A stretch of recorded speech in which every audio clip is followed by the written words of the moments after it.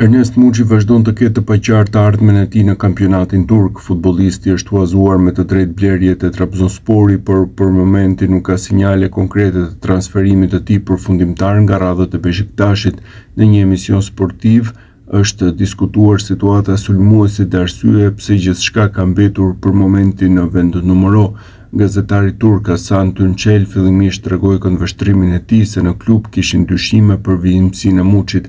Muçi është një lojtar të cilin klubi e ka të lidhur me një kontratë 1+3 dhe rroga e tij është e përcaktuar. Ata nuk po veprojnë me ngut, ndoshta ekziston mendimi që performanca e tij do të bjerë nëse firmos, tha ai.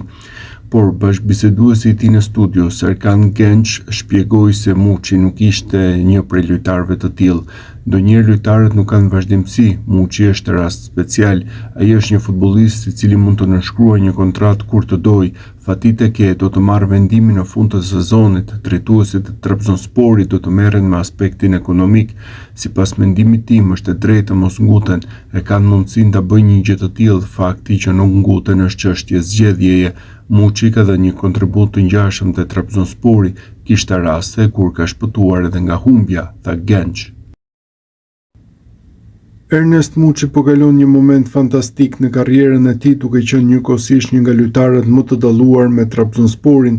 Deri tani këtë sezon Muçi ka regjistruar 13 gola dhe 8 asist në 26 ndeshje me Trabzonspor. Për 24 vjeçarin shqiptar, këto janë statistikat më të mira të karrierës së tij deri më tani, ndërsa forma e tij e shkëlqyer vjen në një moment ideal të përkombëtaren shqiptare që pritet ta ketë një nga pikat kyçe në play-off. Trajneri i kombëtares shqiptare Silvinho duket se po ndjek nga afër formën e mirë të Ernest Muçit përpara ndeshjeve të rëndësishme të muajit mars. Tekniku Kuqezi ka qenë i pranishëm në tribunë në ndeshjen e fundit të Trabzonsporit ndaj Başakşehirit, një sfidë ku mesfushori shqiptar ishte protagonist duke dhuruar 2 asist për skuadrën e tij. Pas përfundimit të takimit, Silvinho dhe Muçi janë parë të bisedojnë për disa minuta, një tregues se trajneri i kombëtares po monitoron nga afër lojtarët që pritet të jenë pjesë e grumbullimit të radhës. Vizita në Turqi është pjesë e një turi që tekniku Kuqezi ka nisur me futbollistët e kombëtares shqiptare në prag të ndeshjes ndaj Polonisë, me qëllim për të parë nga afër formën dhe gjendjen e tyre fizike në klubet ku aktivizohen. Pak kohë më parë, tekniku u takua dhe me Gjimshitin, Hysain apo dhe në Portugali ku pati mundësi që të shihte nga afër disa nga rivalët tanë. Është vetëm çështje kohe që kartonin e Ernest Muçit ta zotërojë Trabzonspori. Mesfushori me tipare sulmuese ka bindur klubin turk, ndërsa është i huazuar nga Beşiktaşi. Dëshira e Muçit është që të qëndrojë në Trabzon. Ky është dhe sezoni rekordeve për të, pasi deri tani numëron 13 gola dhe 8 asist. Jam shumë i lumtur që erdha këtu. Të luash futboll këtu është kënaqësi. Ndihem shumë më mirë, është deklarata e Muçit që u bë virale dje në Turqi. Beşiktaşi ndërkohë kishte nxjerrë jashtë planeve pas edicionit të kaluar, akoma për të zyrtarizuar mbetet shifra e blerjes së kartonit pas huazimit që kushtoi 1 milion euro. Deri tani bëhet fjalë për 8.5 milion euro të tjera. Vlera e Ernest Muçit është përditësuar në tregun e Transfermarkt. Mesfushori me tipare sulmuese tashmë vlerësohet 11 milion euro nga 9 milion euro që ishte më parshmja. Muçi lë kështu pas Mirlin Dakun dhe Armando Brojen që janë në shifrën e 10 milion eurove. Mbi Muçi ndodhet Kristian Aslani me 13 milion euro. Listën e kryeson Anis Mehmeti me 14 milion euro, edhe pse kujtojmë se ftesa për të mungon që nga viti 2023.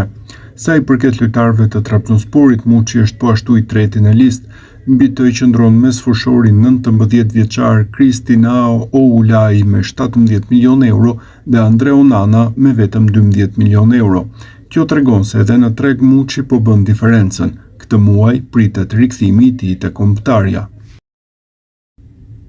Kartoni Ernest Muçit pritet të blihet nga Trabzonspori. Mesfushori me tipare sulmuese ka bindur klubin turk, ndërsa trajneri Fatih Tekke beson ferberisht. Këtë e ka treguar dhe me fjalët e tij të fundit, ndërsa pyetet për lojtarin e kombëtares shqiptare. Ne kemi pasur një bisedë në momentin e marrjes së vendimit lidhur me Ernest Muçin. Deri tani në stërvitje është shumë profesionist dhe përpiqet të dëgjojë sa më shumë që mundet. Nga detyrimi ndonjëherë nuk mund të aktivizojmë në pozicionin që duam, madje ka pasur raste që e kemi përdorur dhe në rolin e numrit 6. Muçi ka edhe më shumë për të dhënë. Të gjitha të dhënat e tij janë në nivel elitar, po flas për liga elitare si Premier Liga, duhet të ndikojë më shumë në rezultatin e ndeshjes, do të bëhet pak më i fortë, ka karakterin për të luajtur në çdo ekip, u shpreh trajneri i Trabzonsporit. Muçi numëron 13 gole dhe 8 asist me Trabzonsporin në 26 paraqitje.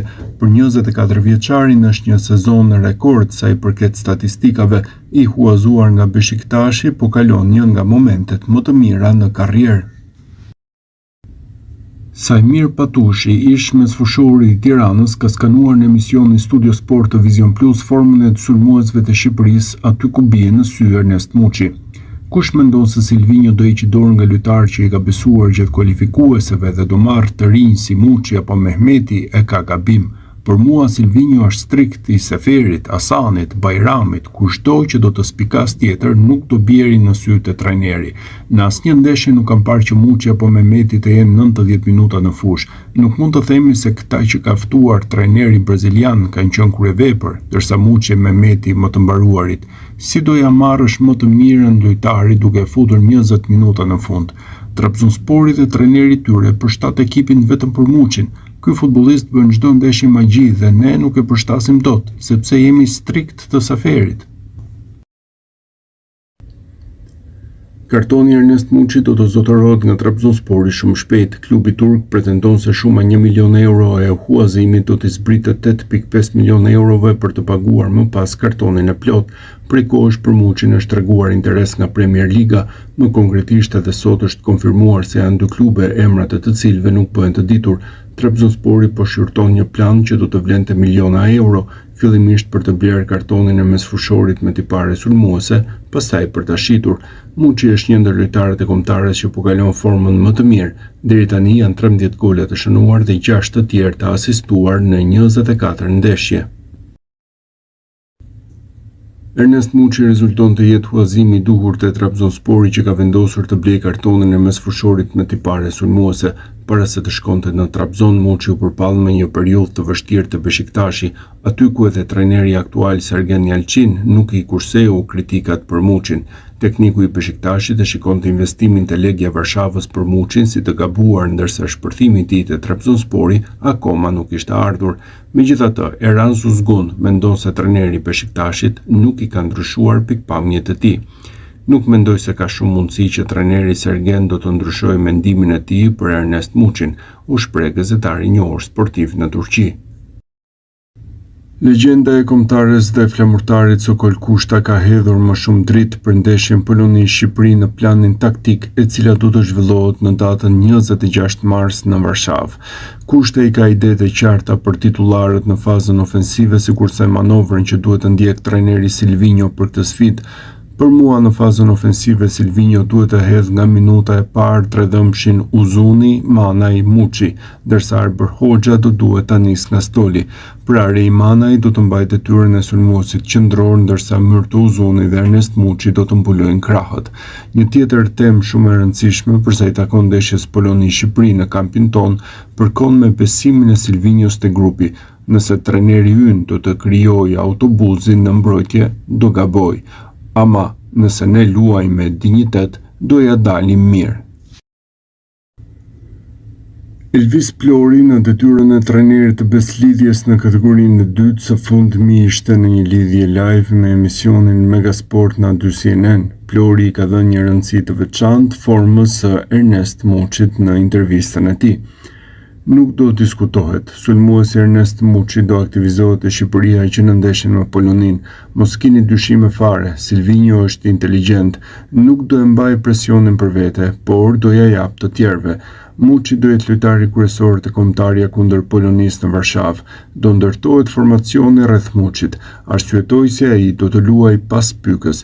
S'mendoj se Silvinho do mendoj vetëm në mbrojtje kundër polakëve. Ernest Muçi do të zyrtarizohet së shpejti si blerja më e re e Trabzonsporit. Klubi ka vendosur përfundimisht që të aktivizojë këtë opsion në kontratë. Mbetet për t'u parë ndërkohë nëse do të ketë zbritje nga Beşiktashi, fakti është se Trabzonspori paguante 1 milion euro për huazimin e mesfushorit me tipare sulmuese. Fotomatch raporton në Turqi detaje të reja për pagesën, kështu tregohet se shuma 1 milion euro e huazimit do t'i zbritet 8.5 milion eurove. Pjesa e mbetur prej 7.5 milion euro do të paguhet në përpjestim me 5 këste. Diçka e tillë mbetet akoma enigmë në marrëveshjen mes dy klubeve pasi te Beşiktashi presin 8.5 milion euro të tjera përpos asaj që fituan nga huazimi. Nga momenti që Trabzonspori do paguajë këstin e parë, kartoni Muçi do i përkas pikërisht Trabzonsporit.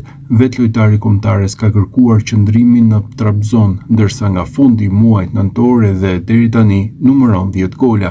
Trajneri Fatih Tekke këmbguli për këtë transferim teksa bordi drejtues po vjon me procedurat. Në këtë mënyrë te Trabzonspori besojnë që Muçi do të vijojë të japë më të mirën.